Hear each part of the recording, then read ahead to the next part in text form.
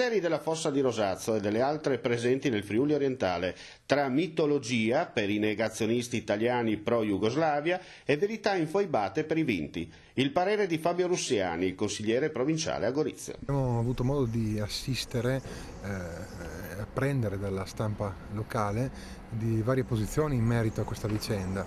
Un fatto credo sia certo, che qualcuno ha raccontato una storia e ha dato anche alcuni indizi, che sono i documenti che sono stati rinvenuti.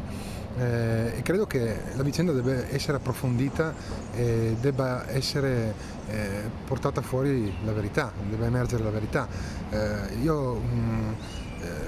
Alle storie ci voglio credere, perché una storia tramandata, una storia raccontata ha sempre un fondo di verità, quando anche è suffragata poi da documentazione. Ripeto, sono solo indizi, se non erro c'è anche la Procura della Repubblica che sta svolgendo delle indagini e ha aperto un fascicolo, e credo sia importante per la storia, per tutti noi, conoscere qual è la verità, cosa è successo in quell'inferno che era la fine della Seconda Guerra Mondiale.